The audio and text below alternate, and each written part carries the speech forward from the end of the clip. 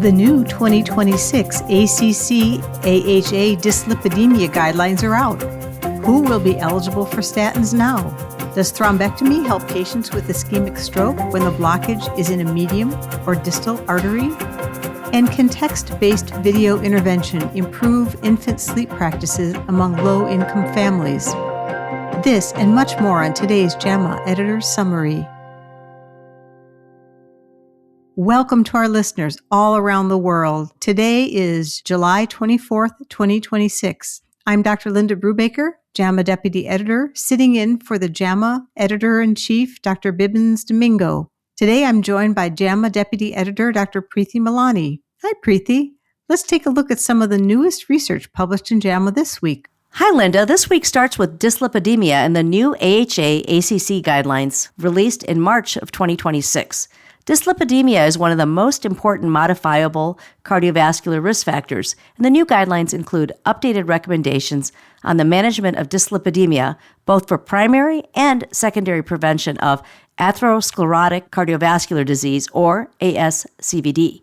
In an original investigation, Dr. Anderson and colleagues looked at how the 2026 AHA-ACC dyslipidemia guidelines change eligibility for primary prevention with statins in the U.S. They used NHANES data from 2017 through 2023 and analyzed more than 4,300 participants, which represented just over 154 million adults aged 30 to 79 years without known ASCVD. They estimated that 87.5 million adults, or 56.6% of this population, would now be statin eligible. That includes nearly 22 million adults who are newly eligible. Eligibility for statins rose sharply with age, including more than 93% among adults aged 70 to 79 years. Newly eligible adults were generally lower risk, with a mean estimated 10-year ASCVD risk of 3.1%, compared with 6.1% among those previously eligible. The takeaway is straightforward. The new dyslipidemia guidelines substantially expand the population that is eligible for statins for primary prevention, largely among younger people and low-risk adults. Also on the topic of dyslipidemia, Dr. Peng and colleagues authored a research letter assessing shifts in cardiovascular risk assessment from the pooled cohort equations, which had been standard tools for estimating the 10-year risk, to the 2023 PREVENT equations, now endorsed by the new 2026 guidelines. The authors used NHANES data from 1999 through March 2020 to study over 24,000 adults aged 40 to 79 years, a total of about 98.5 million U.S. adults. Overall, 21.5% were reclassified into a different 10-year risk category. Of those who were reclassified, 14.2% moved to a lower risk category, and 7.3% moved to a higher risk category. The proportion of individuals with borderline risk classification increased from 12.6% to 18.4%. While indeterminate and high risk both decreased. Reclassification to a lower risk category was most common among men, non-Hispanic Black adults, and current smokers. Even with this reclassification, the proportion of individuals who are recommended for lipid-lowering therapy stayed about the same in the full cohort, 49.6% versus 49.4%. This guideline updates shifts toward more nuanced and individualized risk recommendations. So the practical message is that this new approach changes who sits with which risk bucket, but not the overall number likely to be treated. Yes, that's an important distinction. Sticking with the topic of dyslipidemia, we have another research letter, this one from Dr. Abu Hosham and colleagues, that asks how many U.S. adults are above the new LDL cholesterol goals. The authors used data from NHANES from 2021 to 2023, which included more than 2,300 participants and represented nearly 178 million U.S. adults.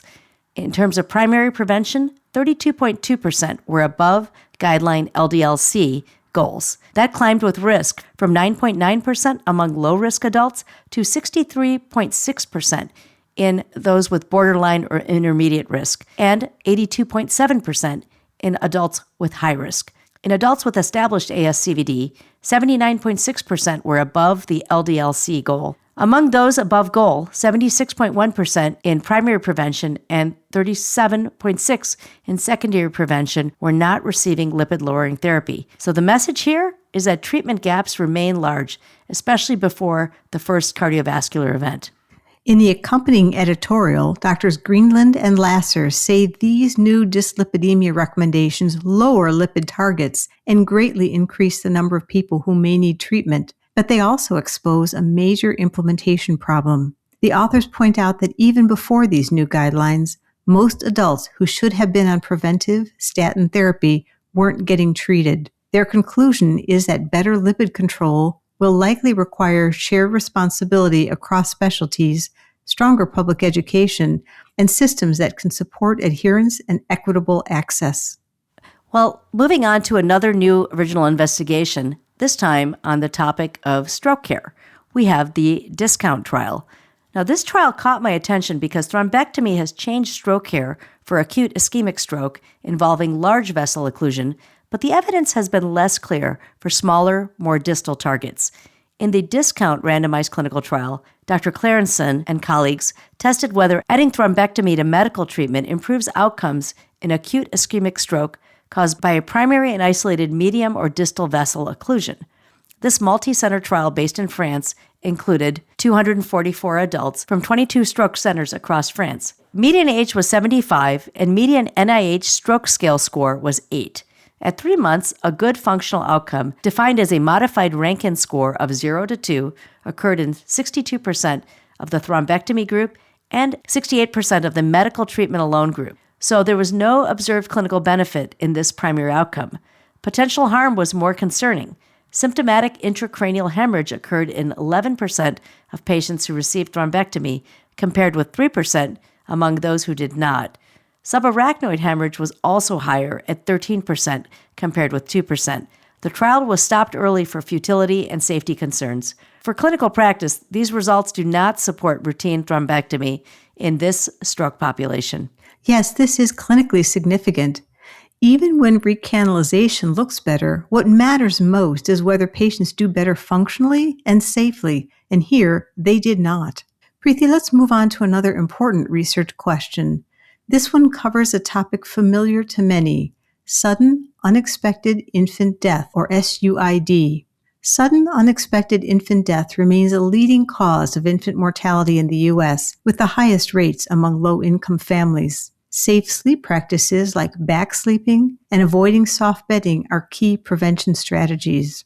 In the SMARTER randomized clinical trial, Dr. Moon and colleagues tested whether prenatal and postnatal text-delivered video interventions could improve safe sleep practices in low-income families.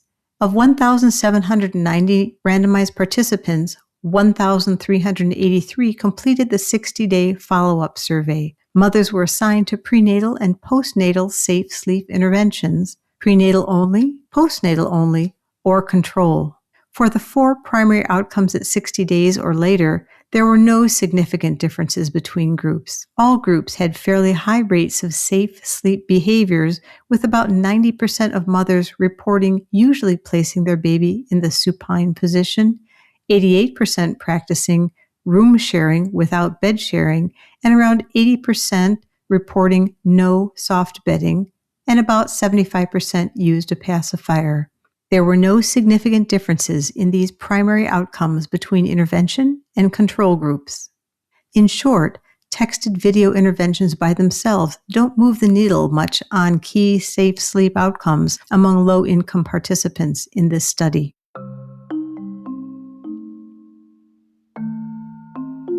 Interesting study. Now let's take a look at a new JAMA Perspective article for this week.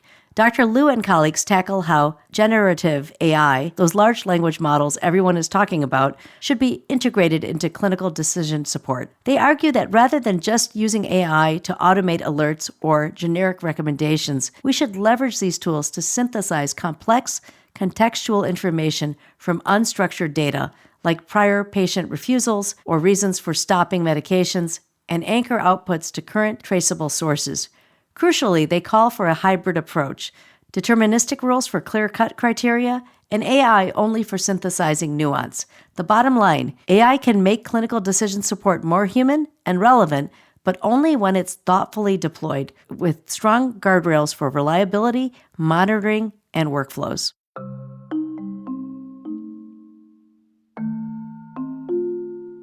Be sure to check out this week's episode of Healthy Dialogue, where Dr. Derek Angus speaks with a former director at the NIH, Jeremy Berg, about the history and future of science funding in the U.S. Let's listen to a clip. And, you mentioned serendipity.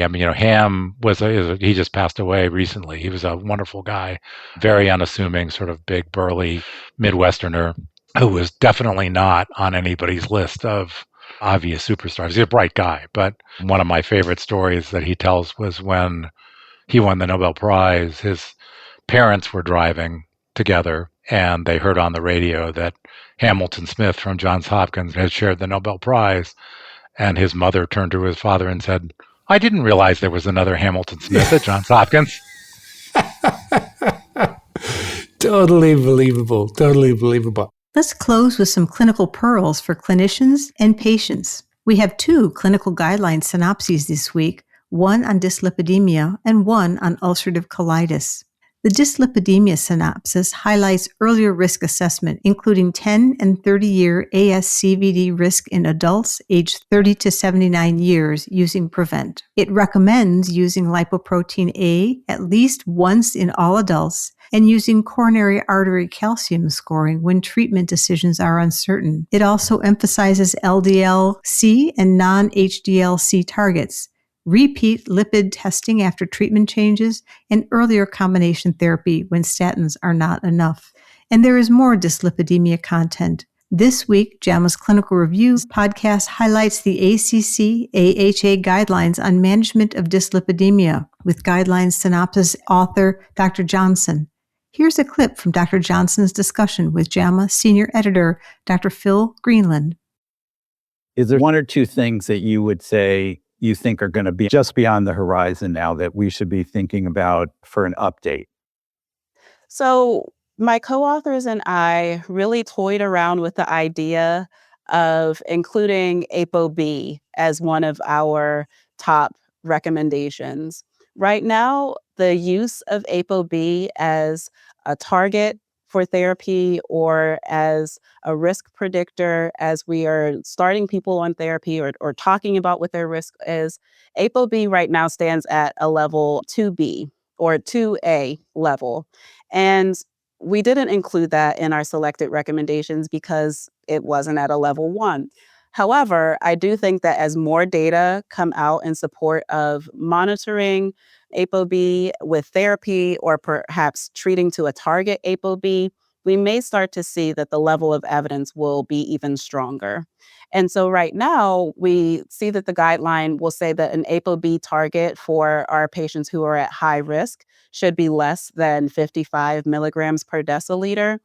We're sort of using that as an adjunct. In the future, we may be seeing that as part of our central recommendations. And the ulcerative colitis guidelines synopsis emphasizes testing for C. difficile before diagnosing ulcerative colitis and during acute severe flares. It also reinforces fecal calprotectin for monitoring, rectal 5-aminosalicylic acid for treatment of ulcerative proctitis, corticosteroids for induction, and biologics or small molecules for moderate to severe disease.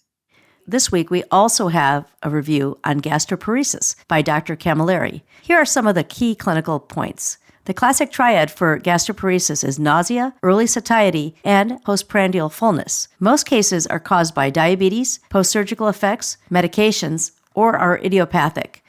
Diagnose gastroparesis by documenting delayed gastric emptying and ruling out mechanical obstruction. Gastric emptying scintigraphy at 4 hours is the gold standard for diagnosis. First-line treatment includes stopping medications that slow gastric emptying, optimizing glycemic control, and using a small particle, low-fat, low-fiber diet. Mild disease is often managed with diet and antiemetics.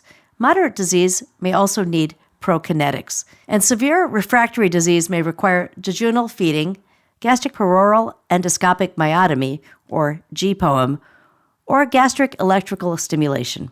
And we have 2 patient pages this week. The first is on male hypogonadism, sometimes referred to in the lay media as low testosterone or low T. It explains that the diagnosis requires symptoms plus consistently low morning testosterone levels on at least 2 tests. It also underscores that weight loss is first-line treatment for obesity-related secondary hypogonadism, and testosterone therapy is reserved for select patients without contraindications such as prostate cancer, an unevaluated prostate nodule, or breast cancer. And the second patient page is on cyclosporiasis, which is an infection of the small bowel caused by the parasite Cyclospora catinensis. People are infected after eating food or drinking a liquid that is contaminated with Cyclospora oocytes. The most common symptom of cyclosporiasis is watery diarrhea and frequent bowel movements, sometimes described as explosive, which occurs between 2 and 12 days after initial exposure. Outbreaks of cyclospora can occur, and in fact, there is an ongoing outbreak in the U.S. that has affected thousands of patients in at least 34 U.S. states.